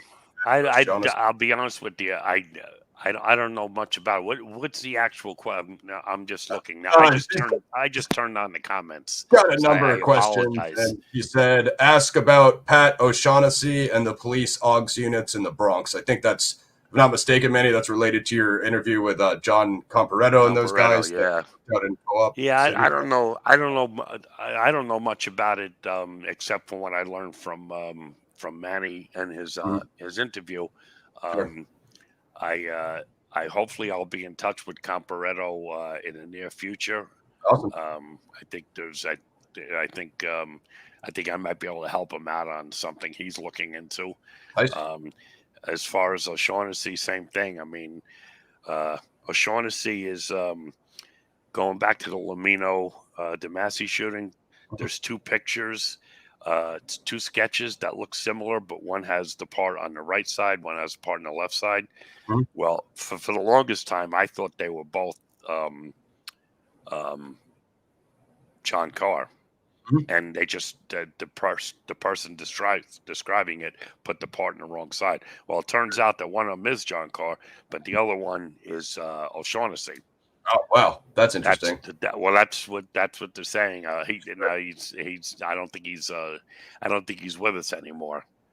Interesting. Apparently it is really Manny. And then his other question was what you think of the Duke, the King, the Queen, and Princess stuff. That's all from the letters being sent in also the letters being sent in 1975 having block letters like the SOS letters. You know this stuff a lot better than I do, Manny, so I'm not 100% on every detail. Yeah, let me just page on, because I'm what exactly is the question? What do I think of all that stuff? Is like the Neto family stuff. That's the stuff Manny and Neo uncovered. Duke, King, Queen, Princess stuff. Also the letters sent in 75. Names from the letters. I'll be honest with you. This is, as I usually do in every interview, when Manny comes up, Manny does a lot of good stuff. He's uncovered a lot of good stuff. This Nito thing is definitely good. Now, the information he came up with, we spoke about earlier. I don't think it's breaking open the case, and I could be wrong, but in my opinion, and again, I didn't even bother fact checking what came first, the firebomb, the bullet, or the letter. Sure. If Maury got it wrong, shame on Maury. Let's whip him with a wet noodle. I don't think the order changes. And the other thing is, I know a big point was made was Berkowitz didn't move into the neighborhood. Why does Berkowitz have to live in the neighborhood to be part of this? I Right. mean, it's not like he lived in California in '75. Sure. He lived 10 miles north, or 8 miles north. I'm not even sure, but not that far of a distance. And let's face it, he lived in Yonkers, 35 Pine Street, Mhm. and yet he drove 16, 18 miles over the bridge and shot people. Right. So Right. if he's willing to travel 18 miles to shoot somebody, he's more than willing to travel 11 miles to firebomb a house or whatever. So I think it's interesting information. I think it Sure. might lead to something. Sure. I think it's great that Manny interviewed the Nitos. I do not think it knocks down any of Maury's theories. That's. Sure. Sure. And also on that token, it's a story about Berkowitz and them going to Texas to get the 44. So I mean, if that is true, we have him traveling around to other states, and did And yeah, and somehow getting back in time to shoot me, right? yeah, which somehow Or and by the way, I was shot. I'm not a crisis actor. yeah, no doubt. That never Trust crossed me. my mind. I know you've heard everything on the internet. Oh I yeah, know you have. I've heard it all. Yeah, I don't know, Manny. You kind of showed up at the end here, brother. But if you ever want to come up on, I'd love to talk to you, Manny. I was trying to get you out of here, Mr. Denaro, before we got a bunch of questions at the end. No My problem. Final, I got all day. I mean, I I'm didn't. going to see a show at 8 o'clock, so I hear you. you got 2 hours. I didn't want to take up your whole day, because then I thought, maybe you'll never come back if you write another book. My final question for you was, are you familiar with, or have you heard of the book Chaos by Tom O'Neill? I am familiar with it. Believe it or not, it's the first and only book that I've listened to on audio. Nice. It got a little, I don't know. It was my first experience listening to an audio book. I got about, I don't know, about halfway, 3/4 of the way through, and it was like it just kind of like, my mind kind of went blank. I don't know if it's his writing, if it's the voice, or it's the topic, because it seemed Sure. like it was kind of repeating itself. Is that? Sure. And I think he links a whole bunch of things with the LSD conspiracy to Manson to these other Yeah. crimes. So, but it's just interesting. I know it's got a lot of heat on the internet lately. I think that's it probably wasn't the smartest thing on my part to use that book as my first audio book, Yeah, because I'm like a tactile person. I like turning pages, and I retain a lot more. So maybe if I actually bought the book and read it, I would have retained more. But Sure. I didn't dislike it, though. I have to say that it was certainly an interesting topic. Yeah, I definitely want to read it. I just my backlog has gotten crazy. I was surprised I even finished Ultimate Evil with it being nearly 600 pages. Then I jumped directly into yours, so the backlog has gotten crazy over here on my project. But trying to get into everything. So, any final thoughts on what we covered on the case? Obviously, is it carldenaro.com? That's where people can find you. And the book, of course, is on Amazon. You guys want to head over there, get the Son of Sam and me, leave Carl a review. Let him know what you think. Any final thoughts, Mr. Denaro? No, not really. But as you know, it really is an ongoing case, and hopefully everyone. It's apparent we can't work together, but we can all still work on the same case. Sure. So and of course, any breakthrough on whoever makes a breakthrough, it's going to benefit the whole Son of Sam research community. So competition's always a good thing if you want to look at it as competition. Again, my sphere is getting smaller and smaller. Who, what, why, to me is paramount to me right now, and we'll see what happens. Absolutely. No, it's I think you gave us a lot of good insights here. You definitely brought me up to speed on a lot of things. I thought my brain was going to explode after completing both books, but I appreciate you taking the time to freshen up your knowledge of the case, because it's a lot difficult talking to people who just have general rough idea. Yeah. So for sure. Yeah, no. And definitely take a look at the Netflix documentary as well, guys. Mr. Denaro makes an appearance in that. This guy's everywhere. Actually, take a look at the other stuff that Carl's been on as well. The Lumped Up with Rob Rossi. Of course, the Ed Opperman. I love his show. That guy is amazing. So yeah. You've been on some good stuff. Opperman's good. Yeah, he's great, man. So do you have anything else scheduled as far as interviews, or you're trying to just enjoy life? No, we got a couple. The Lumped Up guys have. I think they have one more short video for the Brooklyn shooting, and we're just trying to figure out what would be the most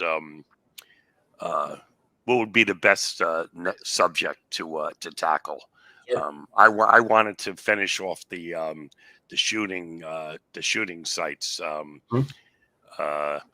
not sure. I think Manny did the 2 Bronx shootings. But I'm not on his paid thing, so I haven't seen all his videos.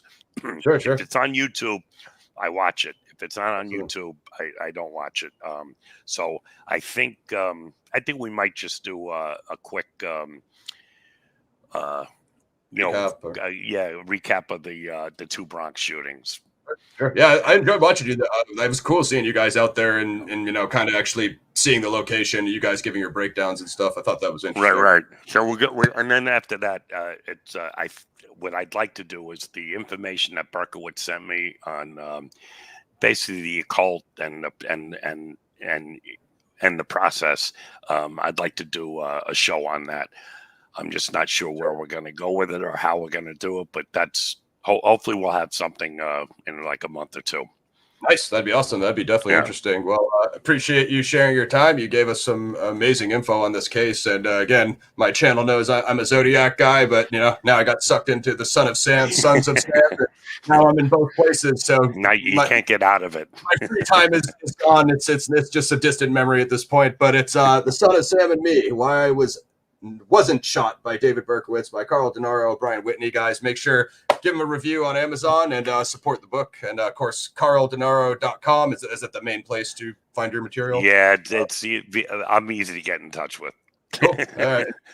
Private message me is always a good way. Sure. Yeah, no, I appreciate your time and for responding to me. And it was an amazing interview. It was one of my favorite ones I've ever done. So thanks a lot for coming. Thanks, Ross. Awesome. All right, guys. Thanks for everybody who tuned in, and we'll get this shared out, and you guys will see it everywhere. Thank you, Mr. Denaro. Okay. All right. Bye-bye.